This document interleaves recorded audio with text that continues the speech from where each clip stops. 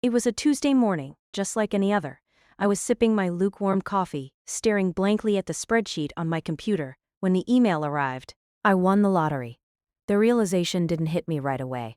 It was a slow burn, a creeping sensation that started in my toes and worked its way up, culminating in a dizzying rush. Then, my brother called and told me my mother had a heart attack. I should have known then that everything was about to change. Hi, I'm Amelia. And before I get into the rest of the story, I wanted to ask you all a question. Where are you listening from today?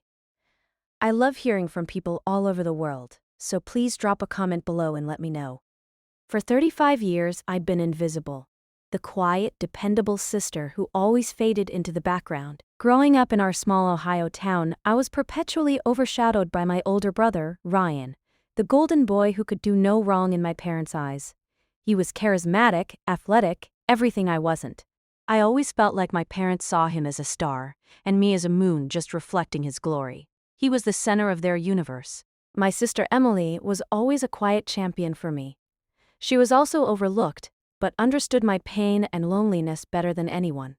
The lottery win was $320 million before taxes, an astronomical figure that felt both exhilarating and terrifying. It was enough money to change my life and the lives of those around me. But it also raised a question: who were those people really? Did my family love me, Amelia, or just the idea of what I could provide? I decided to conduct a little experiment. Before I revealed my newfound wealth, I would feign financial hardship. I would see who truly cared, who would offer a helping hand without expecting anything in return. The next day, I called my parents. I started with a shaky voice. Mom, Dad, I'm in a bit of a bind. The company I work for is downsizing and I think I'm going to be laid off. My mother's response was immediate concern, but laced with a familiar strain. Oh, Amelia, that's awful, but Ryan is having such a hard time with his business. It's really taking a toll on your father. Maybe you could, look into some online surveys or something. My father chimed in, his voice gruff. Amelia, you always were good with numbers. Maybe you could help Ryan out with his accounting. He's drowning over there. Not a single offer of actual help. Just a deflection to Ryan's problems, a subtle suggestion that I should be the one to solve them. I swallowed the lump in my throat. I understand, I said, trying to keep my voice steady. I'll figure something out. Next, I called Ryan. I painted an even bleaker picture for him, exaggerating my financial woes. Ryan, I'm terrified. I don't know how I'm going to pay my rent next month. His response was even more disheartening. Amelia, I'm swamped right now. My company is on the verge of collapse. I can barely keep my head above water. Maybe you should try selling some of your stuff online. He didn't ask how I was feeling, didn't offer any words of comfort, just a dismissive suggestion to sell my possessions. It was as if my struggles were an inconvenience to his own. Finally, I called Emily. I braced myself for another letdown, but her response was like a balm to my wounded spirit. Amelia. Oh my God. Are you okay? What can I do? I don't have much, but I can spare a few $100 to help you get by. And you can always stay with us until you get back on your feet. Her genuine concern, her willingness to sacrifice what little she had, brought tears to my eyes. It was a stark contrast to the responses I had received from my parents and Ryan. Thank you, Emily, I choked out, my voice thick with emotion. That means more to me than you know. The experiment was over. The results were clear. My parents and Ryan were incapable of seeing me as anything other than a supporting character in their lives. Emily, however, was a true sister, a lifeline in a sea of indifference. I decided then and there that my life was about to change, and it wasn't just because of the money. It was because I was finally going to prioritize myself, to build a life based on genuine connection and mutual respect. The first step was to distance myself from my family. I stopped answering their calls as frequently, made excuses to avoid family gatherings. I needed space to breathe, to heal from the years of neglect and disappointment. Then, I assembled a team of financial advisors and lawyers. We set up trusts, diversified my investments, and established a plan for the future. I was determined to use this money wisely, not just for myself, but to create opportunities for others. One person I immediately thought of was Sarah, a former co-worker from my old accounting firm. Sarah was always kind to me, offering words of encouragement and support when I felt overlooked and undervalued. She was a brilliant accountant, but she had been passed over for promotions time and time again. I reached out to her, offering her a position as a consultant. I explained that I was starting a new venture and needed someone with her expertise. She accepted without hesitation. Working with Sarah was a breath of fresh air. She was smart, dedicated, and genuinely cared about my vision. We spent hours brainstorming ideas, building a business plan, and laying the foundation for what would become a successful consulting firm. One evening, after months of working together, I decided it was time to reveal my secret. We were celebrating a milestone, the signing of our first major client, when I raised my glass and said, "Sarah, there's something I need to tell you." I took a deep breath and confessed about the lottery win. Her eyes widened in disbelief. "Amelia, you're kidding, right?" I shook my head, smiling. No, I'm serious. I won the lottery months ago, and you are one of the first people to find out and to be involved with my new life. Sarah was stunned. But why didn't you tell me sooner? Because I wanted you to believe in our work, in my vision, just like I did. I didn't want the money to overshadow your contribution. I paused and looked at her squarely, and because you're someone I trust, someone who saw my worth even when I didn't see it myself. She started crying, tears of joy and relief. Amelia, this is incredible. I'm so happy for you and so grateful to be a part of this.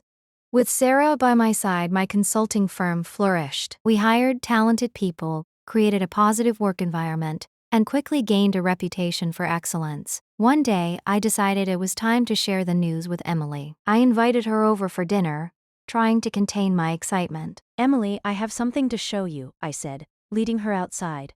"Close your eyes." I guided her to the driveway and pointed to a brand new house with a for sale sign on it. "Okay, open them." She opened her eyes and gasped. "Amelia, what is this?" "This is your new house," I said, beaming. "I bought it for you and your family." She stared at me in disbelief, tears streaming down her face. "No, you didn't. You couldn't have." "I did," I said, hugging her tightly. "You've always been there for me, Emily. This is just a small token of my appreciation." I handed her the keys to a new car. "And that's yours too." She was overwhelmed, speechless with gratitude. "Amelia, I don't know what to say. This is too much." "You deserve it," I said, squeezing her hand. And there's one more thing. I want you to come work for me. I need someone I trust, someone who understands my vision, to help me run the company. Emily accepted my offer without hesitation. With Emily and Sarah by my side, I felt like I had finally found my tribe. A group of people who loved and supported me for who I was, not for what I had. Then the phone rang. It was Ryan.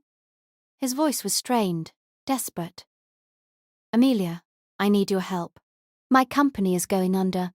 I'm about to lose everything." I paused, remembering the dismissive way he had treated me just months before, but I couldn't bring myself to abandon him completely. "I'll help you, Ryan," I said, "but on my terms. I bought his failing company, saving it from bankruptcy. But I also demoted him to a lower position, placing him under the supervision of a more competent manager."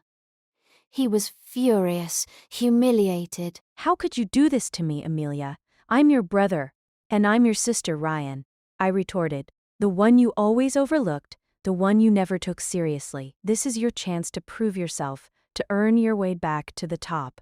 My parents were outraged. They accused me of being vindictive, of taking pleasure in Ryan's downfall. "He's your son," my mother cried. "How could you treat him this way?" "And what about me?" I asked, my voice rising. "What about all the years you ignored me, dismissed my dreams, always put Ryan first? I'm your daughter too, but you never seemed to notice."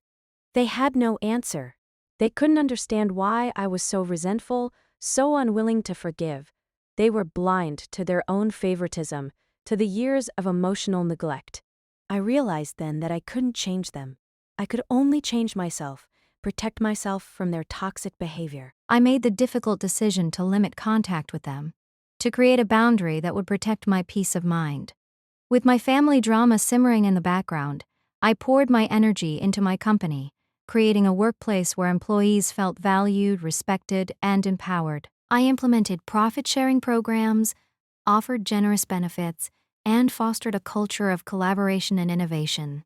I made sure that everyone in my company had equal opportunities to grow and succeed, regardless of their background or experience. I wanted to create a place where people felt seen, heard, and appreciated, something I had longed for my entire life. My actions inspired my employees, who in turn became more engaged and productive. Our company thrived, exceeding all expectations. One day, my father called me. His voice was subdued, almost apologetic. Amelia, I've been thinking a lot about what you said. Maybe we haven't always been fair to you. Maybe we have favored Ryan. I'm sorry. His apology was a long time coming, but it still felt hollow. It didn't erase the years of neglect, the constant feeling of being second best. I appreciate that, Dad, I said, but I've moved on. I'm building a life for myself, a life that's based on my own values and priorities. He then asked for financial assistance. Amelia, Ryan is still struggling. Can you help him out? No, Dad, I said firmly. I've already done what I can for Ryan. He needs to learn to stand on his own 2 feet. I'm not going to enable his dependency any longer. I hung up the phone, feeling a sense of closure. I had finally stood up for myself, set boundaries, and refused to be manipulated by my family's expectations. Christmas arrived, and for the first time in years, I didn't dread the holiday. I spent it with Emily and her family, surrounded by love, laughter, and genuine connection. I watched her children open their presents, their faces filled with joy and excitement. In their eyes, I saw a reflection of the love and acceptance I had always craved. I realized that family wasn't just about blood, it was about the people who chose to be there for you, who supported you through thick and thin. As the years passed, my company continued to thrive. I provided opportunities for countless people, helping them achieve their dreams and reach their full potential. I still keep in touch with Sarah and Emily, and have a very close bond with both of them. They are my chosen family. My brother is doing much better now. He is now a supervisor in my company and manages a small team. He also appears to have put his life back on track. I never lost the sense of wonder and gratitude that came with the lottery win. It was more than just money. It was a catalyst for change, a tool for empowerment. I had finally found peace, self-worth, and a sense of belonging. I had learned that true wealth wasn't measured in dollars and cents, but in the richness of human connection and the satisfaction of making a difference in the world. And that's when I realized that the lottery didn't just change my life, it revealed who I truly was and what I was capable of achieving. If you enjoyed this story, please subscribe to my channel for more such stories.